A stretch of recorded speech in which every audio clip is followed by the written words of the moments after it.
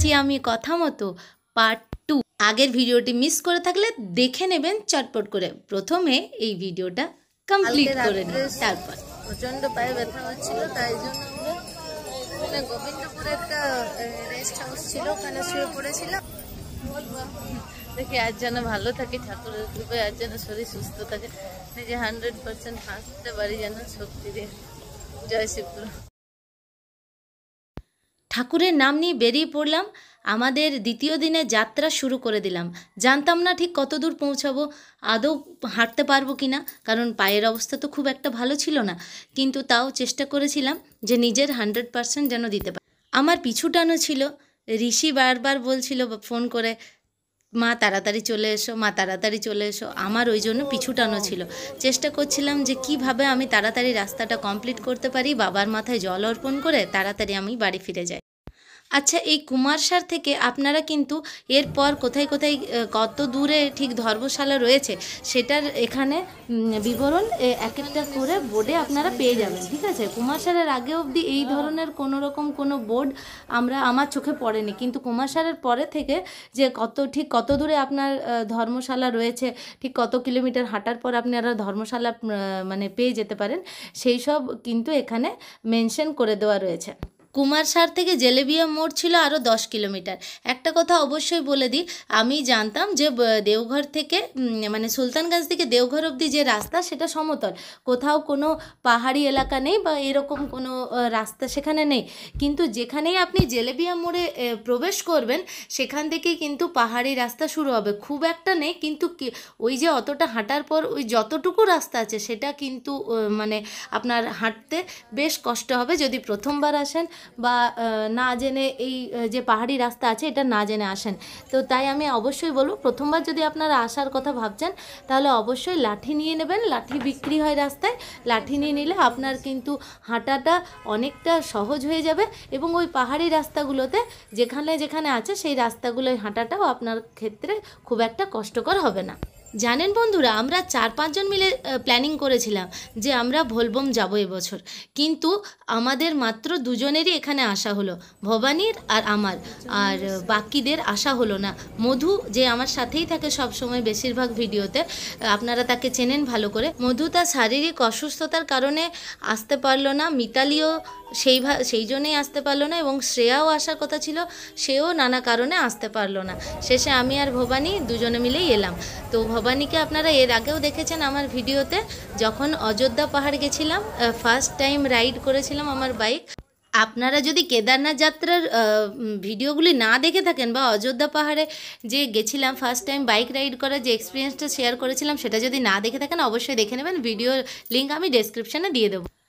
বন্ধুরা, এই যে ইনাকে দেখুন, এই যে দাদুকে দেখছেন, ইনার মানে এজ দেখুন, ইনাকে দেখে আপনার মনে হচ্ছে যে ইনি 110 কিলোমিটার বাঁক নিয়ে এতটা পথ অতিক্রম করে বাবার মাথায় জল ঢালতে পারবেন। কখনোই মনে হবে না যে না এই দাদু কি পারবে। এছাড়াও অনেক মানুষ আছেন রাস্তায় যাদেরকে দেখে আপনার মনে হবে এটা কী করে সম্ভব। দেখুন, ইনি বাচ্চাকে কাঁধে নিয়ে যাচ্ছেন। এইরকম একজন মাকে আমি কালকে আপনাদের দেখিয়েছি ভিডিওতে, যিনি নিজের শিশুকে কোলে নিয়ে পুরো রাস্তা হাঁটছেন।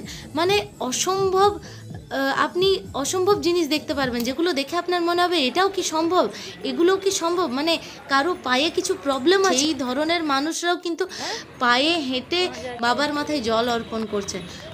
এই রাস্তার ধুলো বাড়ি নিয়ে আসতে হয়, এই রাস্তায় এমন এমন মানুষ হেঁটেছেন, মানে আমাদের কল্পনার বাইরে। তাদের যে মনোবল, সেই মনোবলকে স্যালিউট জানাই।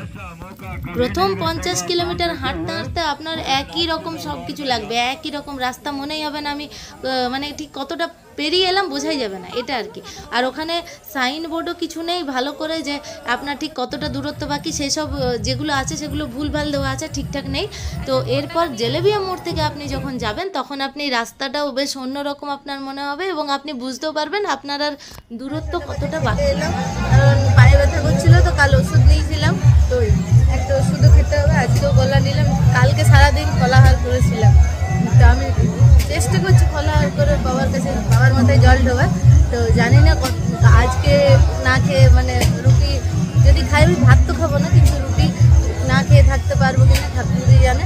তো এখন আমি চেষ্টা করছি এইরকমভাবে থাকার, ওই জন্য এটা ভেবে বা আপনাদেরকেও আগে বলেছি কি আমি ফলাহারিভাবে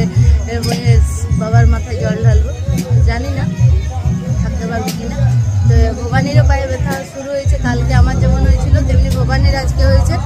আর এখানে যাওয়ার যা ক্রেজ দেখছি, বাপরে, মানুষ সেই স্রোতের মতো বয়ে যাচ্ছে, একটু জায়গা পাওয়া যাচ্ছে না এই পার থেকে ওই পার যাওয়ার। আর মানে এত মানুষ প্রচুর, প্রায় 1.5 লাখ 2 লাখ লোকের সমাগম হয়েছে বোধহয় এই সোমবারে। সবাই এত মানুষ জল ঢালবে, কারণ ফাঁকাই পাওয়া যাচ্ছে না রাস্তা। পুরো মনে হচ্ছে একদল মানুষ বেরিয়ে যাচ্ছে, দিয়ে হয় না যে আবার কিছুক্ষণ পর আরেক দল যাচ্ছে, সেই রকম না, পুরো রাস্তা ভর্তি অরেঞ্জ কালার, পুরো রাস্তাটা অরেঞ্জ মনে হচ্ছে।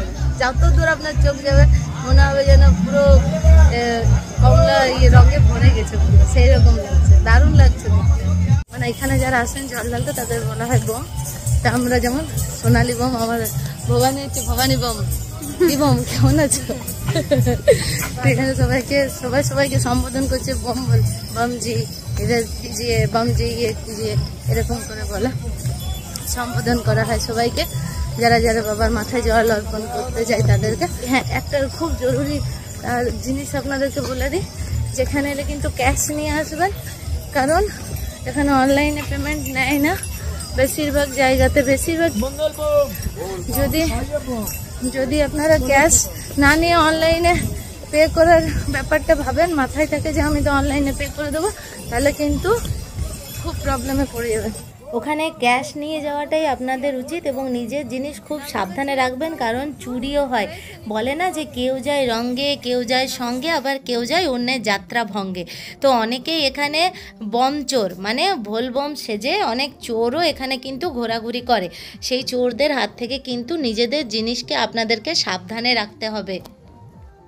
60 কিলোমিটার, দেখি আজ কতটা টানতে পারে।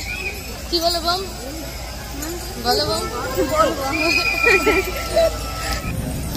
এই রাস্তায় চললে না আপনারা মানে এত মোটিভেশন পাবেন যে বলে কাজ নেই। এমন মানুষকে দেখছি যারা এমনভাবে হাঁটছে, ওদেরকে দেখে নিজে যেমন হাঁটতে ওই রকমভাবে হাঁটতে পারে, আমরা এত সুস্থ থেকে কেন হাঁটতে পারছি না, তো ভিক্ষার হচ্ছে এরকম লাগছে যখন দেখছি আমি হাঁটতে পারছি না, আর বাকি যাদেরকে কল্পনাও করতে পারছি না তারা হেঁটে যাচ্ছে, কন্টিনিউ হেঁটে যাচ্ছে তারা। এই রাস্তাতে না হাঁটলে একটা আলাদাই মানে গল্প, প্রচুর গল্প দেখতে পাবেন। মানে আপনার সামনে দিয়ে নানা রকম মানুষ হেঁটে যাবে, তাদেরকে দেখে আপনি জীবনে প্রচুর মোটিভেশন পাবেন। এরকম দেখুন বাচ্চাগুলো দণ্ডি দিচ্ছে, বাবা, 2 বাচ্চা, এমনি অনেক বয়স্ক মহিলা, বয়স্ক পুরুষ, অনেককে দেখছি দণ্ডি দিচ্ছে। পুরো 110 কিলোমিটার ইনারা দণ্ডি দিয়ে দিয়েছে। আরেকটা কি ব্যাপার বলুন তো, পায়ে ব্যথা সয়ে যাচ্ছে যখন হেঁটে হেঁটে যাচ্ছি আমরা, তখন ব্যথাটা সয়ে যাচ্ছে। যেই একটু বসছি বা রেস্ট করছি, তেমনি ব্যথাটা আরও যেন বেড়ে যাচ্ছে। তাই যতটা পারবেন শুধু রেস্ট করবেন না। যদি পায়ে ব্যথা হয় তাহলে শুধু বসে বা রেস্ট করে টাইম নষ্ট করে লাভ নেই, কারণ বডি যতক্ষণ গরম থাকছে পেনটা কিছুটা হলেও আপনার কম থাকছে, আপনি যতক্ষণ কন্টিনিউ হাঁটছেন ততক্ষণ। ফ্রিতে ছিল মাসাজের ব্যবস্থা, সঙ্গে সঙ্গে আমরা চেপে একটু মাসাজ করে নিলাম ফ্রিতে, কারণ আজকে দিনে আমার কাছে সেকেন্ড দিনে টাকা পয়সা ছিল না, কম টাকা ছিল। বলছিলাম না ক্যাশ নিয়ে আসতে হবে, আমার কাছে কম টাকা ছিল, সেই জন্য আমি যেখানে ফ্রিতে যা করা দরকার সেখানে তাই ফ্রিতে করছি। টাকা ছিল না বলতে আমি গুগল পের ভরসাতে এসেছিলাম। 10 কিলোমিটার হাঁটা হয়েছে, জেলেবি আমি মোড় যাবো, তাহলে 13 কিলোমিটার সকাল থেকে হাঁটা হবে। রাস্তাতেই আপনারা মনোরঞ্জনের ব্যবস্থাও রয়েছে, অনেক জায়গাতে রয়েছে, ঠিক আছে। গান হচ্ছে, গান বাজনা, নানা রকম গান অনুষ্ঠান, অনেক কিছু হচ্ছে রাস্তায়। এখন জেলেবিয়া মোড় চলে এসছি, আর 500 মিটার বাকি মাত্র। অবশ্যই বলবো বন্ধুরা যে আমরা সবাই যারাই যে কোনো ধর্মস্থানে যায় সেখানে পূর্ণ করতে যায়, সেখানে পূর্ণ করতে গিয়ে আমাদের কখনোই উচিত নয় সেই জায়গাকে নোংরা করা। যেখানে ফ্রিতে খেতে দেওয়া হচ্ছে ওখান থেকে গ্লাস বা ওখানে কাগজের বাটিগুলো ওখানে সামনে ফেলে দেওয়া উচিত নয়, ডাস্টবিন খুঁজে নিজেরা ফেলে দেবে, কারণ একেই তারা আমাদের নিঃশুল্কভাবে পরিষেবা দিচ্ছে, আর সেই সময় সেটাকে ফেলে দেওয়া উচিত নয়, রাস্তাটাকে নোংরা করা উচিত নয়। জেলেবিয়া মোড়ে নিঃশুল্ক স্নানাগার আছে, দিয়ে আমি চট করে স্নানটা সেরে ফেললাম। পাহাড়ি এলাকাতে ঢুকলাম, জিলেবিয়া এই জায়গাটা, কিন্তু আমরা ভাবছিলাম শুয়ে পাহাড় নয়, এখানে লাঠি খুব দরকার। হর হর মহাদেব। এই রাস্তায় কিন্তু ফোন চার্জ দেওয়ার জন্য 20 টাকা করে নিচ্ছে, কোথাও আবার 10 টাকা করে নিচ্ছে। এদিকে দেখছি 10 টাকা করে নিচ্ছে, কিন্তু এর আগে অবধি দেখেছি 20 টাকা করে নিচ্ছিল। যেমন আমি আপনাদের বললাম যে আমরা 4-5 জন মিলে চেষ্টা করেছিলাম, মানে ভেবেছিলাম যে বাবার মাথায় জল ঢালতে আসবো। তাদের যেমন আসা হলো না, কিন্তু একজন কন্টিনিউ না এসেও আমাদের সঙ্গে আছে, সে হচ্ছে নিবেদিতা। প্রত্যেকটা জিনিসে কী খাবো, কী নিয়ে যাবো, কী নেব কী নেব না, ও প্রত্যেকটা জিনিসে সব সময় ফোন করে করে গাইড করে। ভুল করে রসগোল্লা খেতে চাইবেন না যদি বাঙালি হন, তাহলে 20 টাকায় 6টা রসগোল্লা নয়, রসগোল্লার বাচ্চা এখানে পাওয়া যায়। বাচ্চাও নয়, রসগোল্লার নাতিপুতি পাওয়া যায়। হেব্বি আপ আছে ভাই, দামটা দেখো। बढ़िया बाबा। हाँ 5 पत्थर इसको रख लो, हाँ मनोकामना पूरा हो जाएगा। अच्छा, अब पत्थर कोई हटा दिया तो नहीं कोई रहा, हटाएगा, नहीं हटा था। कोई न हटाएगा। রাস্তায় যেতে যেতে দেখছিলাম সবাই মনোকামনা পূর্ণ করার জন্য 5টা করে পাথর ওখানে রেখে দিচ্ছিল আর কি, সাজিয়ে সাজিয়ে। তো আমিও মনোকামনা পূর্ণ করার জন্য গেলাম, কিন্তু আমি পাথর সাজাতেই ব্যস্ত ছিলাম। আমার আর মনস্কামনা কিছু চাওয়াই হলো না, আমি পাথর সাজাতেই ব্যস্ত ছিলাম। পাথর বারবার পড়ে যাচ্ছে, আর আমি পরে ওটা সাজানোর পরে আমি ভাবছি আমার তো কিছু চাওয়া হলো না, আমি তো শুধু পাথরটা সাজিয়ে দিয়ে চলে এলাম। এই অতটা খুব সুন্দর, ভবানীটা খুব সুন্দর হয়েছে। যেদিকে আমরা সুইয়া পাহাড়ে পৌঁছে গেলাম। এই যে পাহাড়ের দৃশ্য, এটা কিন্তু রাস্তার মাঝখানে নয়, মানে এই যে পাহাড়টা দেখছেন এটা রাস্তার মাঝখানে নয়, রাস্তা প্লেন, এটা সাইডে রয়েছে। আপনারা ওখানে গিয়ে একটু ফটো শ্যুট করতে পারেন, একটু বসতে পারেন, একটু ঘুরতে পারেন। আমরাও সেসবই করলাম। আবার বৃষ্টি। এখানেও ফ্রিতে হাত পায়ের ম্যাসাজ করে দেওয়া হচ্ছে নিঃশুল্কভাবে, এবং অনেক ভোলবম যাচ্ছেন তারাও কিন্তু এই সেবা নিজেরাই প্রদান করছেন। রাস্তায় যেতে যেতে এমনি অসাধারণ প্রাকৃতিক সৌন্দর্য আপনারা উপভোগ করতে করতে যেতে পারবেন।